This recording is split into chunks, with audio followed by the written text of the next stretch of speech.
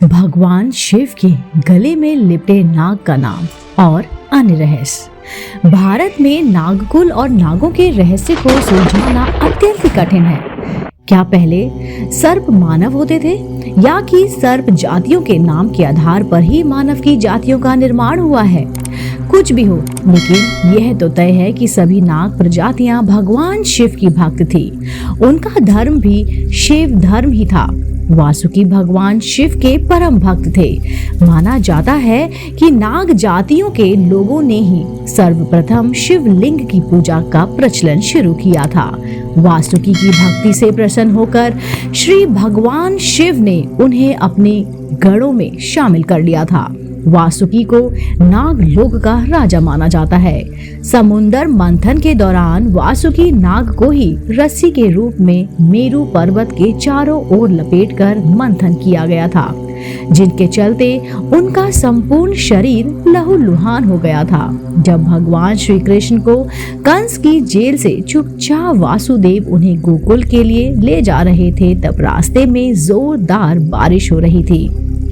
इसी बारिश और यमुना के उफान से वासुकी नाग ने ही श्री कृष्ण की रक्षा की थी।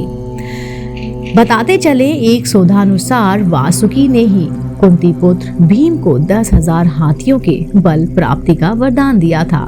वासुकी के सिर पर ही नाग मणि होती है। कैसे उत्पत्ति हुई नागों की, आइए जानते हैं दोस्तों।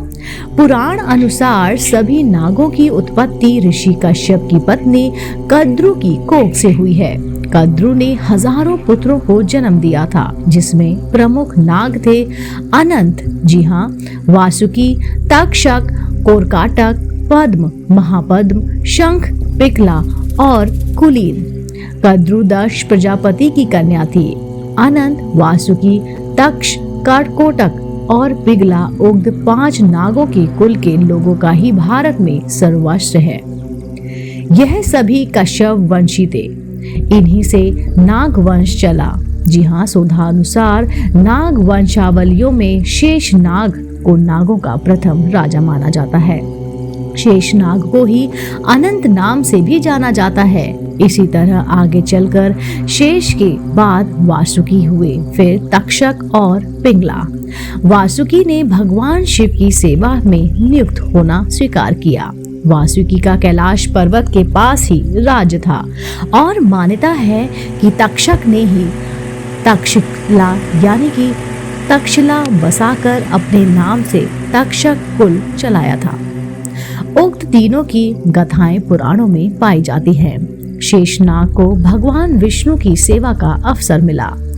एक सिद्धांत अनुसार ये मूलतः कश्मीर के थे। कश्मीर का अंततांगनाग इलाका इसका गढ़ माना जाता है। कांगड़ा, कुल्लू व कश्मीर सहित अन्य पहाड़ी इलाकों में नाग ब्राह्मणों की एक जाति आज भी मौजूद है।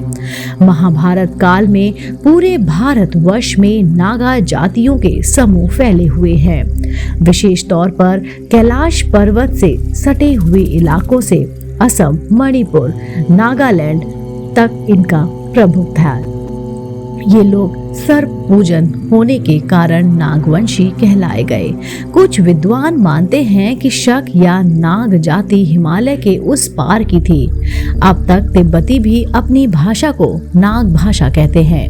उनके बाद ही करकोटक, ऐरावत, घृतराष्ट्र, अनंत अहि, मणिभद्र, अलापत्र, कंबल, अष्टर, धनजय, कालिका, शौफू, दोत्या, काली, तखबू, घूतल, तूफर, मालव, धारर, काना इत्यादि नाम से नागों के वंश हुआ करते थे। भारत के विभिन्न इलाकों में इसका राज था। अर्थवेद के कुछ नागों के नामों का उल्लेखन मिलता है। ये नाग हैं ऋष, रजत, प्रदाक, कमलाश, ग्रीव एवं चिरंजीवी। नागों में चितकोबरा, पृथ्वी, काला, फरियाद, घास के रंग का पीला, अस्थिता, रंगहीन, दासी, दुहित, असित, अताक, मोह, कंभु, द्युति, नाग आदि। नागा आदिवासी का संबंध भी नागों से ही माना गया है। छत्तीसगढ़ के बस्तर में भी नल और नाग वंश तथा करवधा के फणी नाग वंशियों का उल्लेख मिलता है। पुराणों में मध्य प्रदेश के विदिशा पर शासन करने वाले नाग वंशीय राजाओं में शेष, भौगिन, सदाचत्र, गदाचद्र, भूत नंदी, शिशु नंदी या यश नंदी आदि का उल्लेख आज भी मिलता है। पुराण अनुसार एक समय ऐसा था जबकि नागा समुदाय पूरे भारत के शासक थे। इस दौरान उन्होंने भारत के बाहर भी कई स्थानों पर अपनी विजय पताकाएं लहराई हैं। तक्षक, तंगक और तुशक नागों के राजवंशों की लंबी परंपरा रही है। इन नाग वंशियों में ब्राह्मण, क्षत्रिय आदि सभी समुदाय और प्रांत के लोग थे। नाग वंशियों ने भारत के कई हिस्सों पर राज किया था। इसी कारण भारत के कई शहर और गांव नाग शब्द पर आधारित हैं। मान्यता है कि महाराष्ट्र का नागपुर शहर सर्वप्रथम नागवंशियों से ही बसाया गया था। वहां की नंदी का नाम नाग नंदी था। नागवंशियों के कारण ही पड़ा था। नागपुर के पास ही प्राचीन नगरधन नामक एक महत्वपूर्ण प्रतोहास्ती नगर था। महार जाति के आधार पर ही महाराष्ट्र के और महाराष्ट्र से महाराष्ट्र हो गया। महार जाति भी नागवंशियों की ही एक जाति थी। इसके अलावा हिंदी भाषी राज्य में नागदह नामक कई शहर और गांव मिल जाएंगे। उक्त स्थान से भी नागों के संबंध में कई बातें जुड़ी हुई हैं। नागा या नागालैंड को क्यों नहीं नागों या नागवंशियों की भूमि माना जा सकता है। दोस्तों, उम्मीद करती हूँ आपको मेरे द्वारा सुनाई गई कहानी भगवान शिव के गले में लिपटे नाग का नाम और अन्य रहस्य जानकर आपको बहुत ही अचंभित महसूस हुआ होगा। दोस्तों, अगर आप मेरे चैनल पर नए हैं और ऐसी ही धार्मिक पौराणिक कहानी कथाएं सुनना पसंद करते हैं तो आप मेरे चैनल आध्यात्मिक कहानियों को तुरंत से सब्सक्राइब कर लीजिए, क्योंकि ऐसी ही धार्मिक पौराणिक कहानी कथाएं हम अपने चैनल द्वारा आप तक साझा करते हैं। दोस्तों, आप देख रहे थे आपका अपना पसंदीदा YouTube चैनल आध्यात्मिक कहानियाँ।